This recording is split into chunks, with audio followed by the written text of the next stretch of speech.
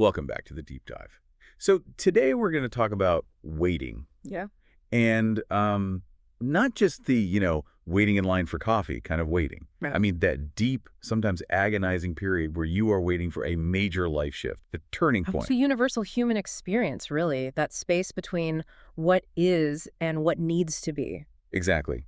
And honestly, when I picture a turning point, whether it's in a movie or a novel, I have a very specific aesthetic in mind. Okay. I'm thinking dramatic music swells. I'm thinking a sign in the sky, thunder, lightning, a sudden phone call that solves all my problems. Big, loud, undeniable change. That is the cinematic version of change, for sure. We're sort of conditioned to look for the explosion that marks the end of the bad times. Right. We want the climax to be visible. We do. But today we're looking at a stack of notes that it challenges that assumption entirely. Yeah. We're doing a deep dive into a text titled The Silent Genesis of Inner Clarity. And specifically, we're looking at excerpts from episode 08, a story called When the Turning Point Quietly Arrived. And let me tell you, this is not the Hollywood version of a breakthrough. No, it's pretty much the antithesis of Hollywood. And before we get into the psychology of it, we have to geek out on the source material for a second. Please. Because this isn't just, a modern self-help blog post. This text is pulling directly from the Devi Bhagavatam. Which, for anyone who hasn't brushed up on their ancient Sanskrit texts lately, and that's probably most of us, what are we actually looking at here? Give us the context. Right. So the Devi Bhagavatam is one of the Puranas. It's this massive ancient text revered in the Shakta tradition of Hinduism. It focuses entirely on the goddess, the Devi, as the supreme power of the universe. Okay, so normally we are expecting, what, Marvel movie levels of action? Exactly. Cosmic battles, universe-ending stakes, gods and goddesses throwing lightning bolts, high stakes, high drama. But that is why this specific deep dive is so jarring. The source material we're looking at today zooms in on this tiny, microscopic moment in that epic arc. It ignores the battle and looks at the psychology of the devotee before the goddess arrives. It asks, what happens in the quiet? And spoiler alert, what happens next isn't a lightning bolt. No, there is no lightning. So our mission today is to unpack this really counterintuitive idea presented in the source. That true transformation, it rarely announces itself, it settles silently. We want to figure out how clarity can possibly form when there is absolutely zero external evidence that anything has changed. It's about the genesis of clarity in a vacuum of signals. It's about what happens inside when nothing is happening outside. So let's set the scene here. The source material paints a very specific picture. It says, after doubt had taken root, something shifted quietly. That phrase, after doubt had taken root, does so much heavy lifting. It implies the characters involved aren't starting from a neutral place. They're in a deficit. They are struggling. Doubt is corrosive. Right. It's not just, I don't know. It's, I don't think this is going to work. Exactly. They are in the thick of it. And usually, this is part of the story where the hero sees a burning bush, right? You reach your lowest point, and the universe sends a signal. But a text is remarkably blunt. It says, there was no sign in the sky, no immediate intervention. That is the landscape of silence we need to understand. The source explicitly states the environment remained unchanged. I have to be honest, that sounds terrifying. Or maybe just frustrating, actually. You're telling me the turning point, the most important moment, might happen while I'm just sitting there washing dishes and nothing around me looks different. It feels unfair, doesn't it? We want the external validation. We crave the signal that says, good job, you waited long enough, here is your reward. I want the burning bush. Yeah. I want the letter in the mail. I want to know that the waiting is over. We all do. But the source is arguing that looking for the burning bush is actually a distraction. The narrative tension in this text isn't about the Devi swooping down to save the day. It isn't about the action sequence. The tension is entirely about the quality of the waiting. Okay, let's unpack that quality. Because the source says, yet within those who waited, clarity began to form. And then it drops this line. In the Devi Bhagavatam, this is the turning point. It redefines the climax. That is what is so striking to me. It really does. Because normally, the climax is the battle or the rescue. But here, the source makes this critical distinction. It says this moment was the turning point, not because the Devi appeared, but because understanding deepened. Because understanding deepened. That is the key. The text is asserting that the event you are waiting for, the arrival, the rescue, is actually secondary to the internal shift. So the turning point isn't the big event. It's an internal aha moment. Precisely. That's exactly it. Think of it like a lock clicking into place. The door, it hasn't opened yet. To the outside observer, the door looks exactly the same as it did a minute ago. Right. To an outsider, it looks exactly the same. It's still shut. Still shut. But the state of the mechanism has changed. The internal tumblers have aligned. That click. That is the turning point, not the door swinging open. That's a really helpful way to visualize it.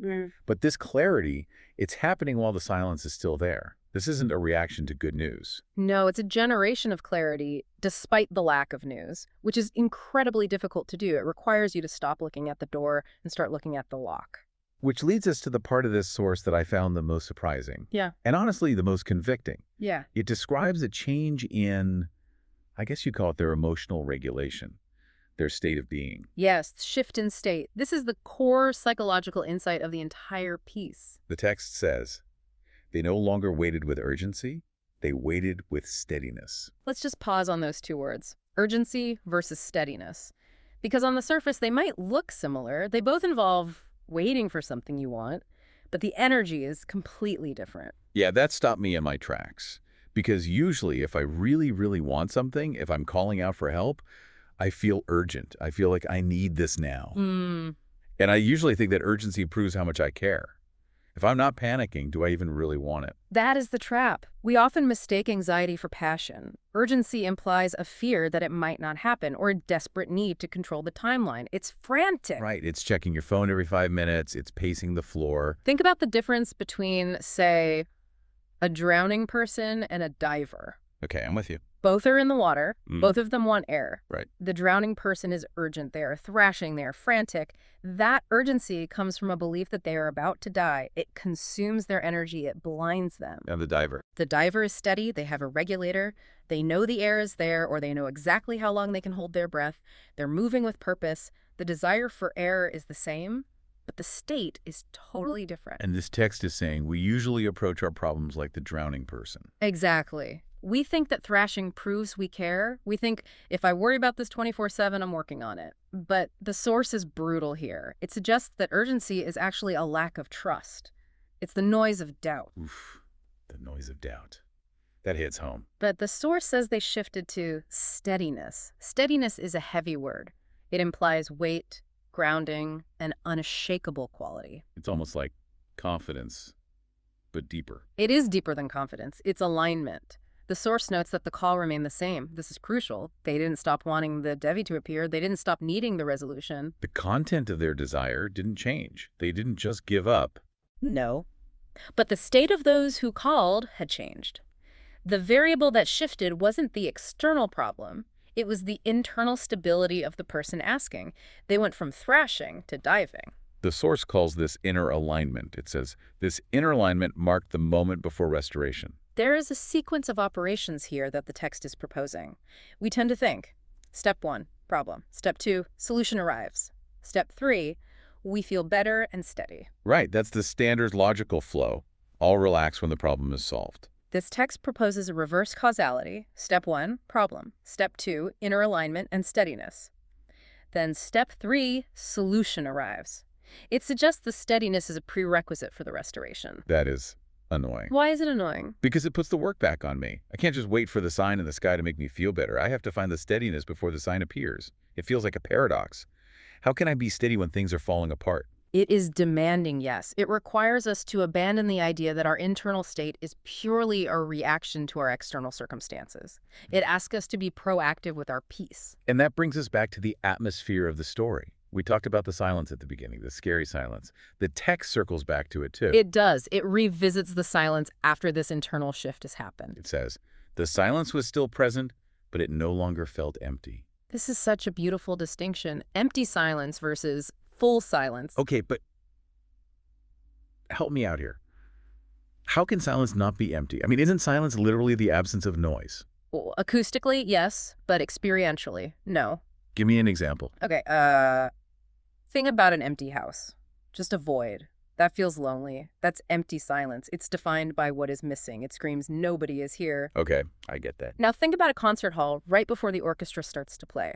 The conductor raises the baton. The room goes silent. Is that silence empty? No way. It's electric. It's full of anticipation. Precisely. It is the silence of pregnancy. It is the silence of something about to be born. The acoustic reality hasn't changed. It's still quiet. But your relationship to the quiet has completely flipped. So the perception of reality changed before the reality itself changed. Precisely. And that is the core lesson the source extracts for us. It lists 4 key lessons, but that one is paramount. Inner change often precedes outer resolution. It's almost like the universe is just waiting for you to stop tapping your foot. In a way, yes. The text implies that because they found that inner alignment, the silence became a container for that clarity, rather than a reminder of what they didn't have. The source also lists, clarity can arise without external signs. We need to stop outsourcing our clarity to the environment. Which is very hard in a world that is constantly pinging us with data. We're addicted to signs. And steadiness replaces urgency at turning points. That's going to stick with me. Yeah. The idea that if I'm frantic, if I'm in that drowning mode, I'm probably not at the turning point yet. Correct. Urgency is the noise of doubt. Steadiness is the sound of readiness. If you are frantic, you aren't ready to receive the answer. And finally, alignment prepares the way for restoration. It feels very architectural. You have to build a foundation before the house can be restored. It is architectural. You cannot pour concrete into a mold that is shaking. The steadiness stops the shaking so the restoration can settle. So where does this leave us? I mean, we don't want to just sit in the concert hall of silence forever. We want the music to start. Right. And the source ends with a continuation line that addresses this. It says, from this stillness, the next movement emerges and that unfolds ahead. I love that continuation line because it assures us that we aren't just sitting in steadiness for the sake of it. Action does come. It does. It's not about passivity. It's not about apathy. No, the next movement emerges. But it emerges from this stillness. That distinction is vital. It implies that any action taken out of urgency, out of that drowning panic, would have been the wrong action, or at least premature. The true movement, the effective movement, can only launch from that platform of stillness. It reminds me of an archer. You don't release the arrow while you're running around the field. You stop, you plant your feet, you steady your breathing, you aim, and then the movement emerges. That is a perfect analogy. The stillness isn't the end of the story. It's the necessary condition for the next chapter to begin properly. You have to stop running to take the shot. This has been a really grounding deep dive. It's quiet, but it's heavy. It forces us to look in the mirror rather than out the window, and that is always the harder place to look. Exactly. We started this by talking about how we usually wait for a sign in the sky, a thunderclap to tell us things are getting better. But the source tells us the turning point is quiet. It tells us the lock clicks before the door opens. So, here's the question we want to leave you with today, derived from the thumbnail of this source text. The text asks simply, what changed within them? And if you apply that to yourself, to whatever situation you are waiting on right now. If you are sitting there right now, waiting for a massive sign to tell you that your situation is going to resolve, waiting for that immediate intervention, are you missing the clarity that might already be quietly forming inside you? Are you waiting with urgency, thrashing in the water?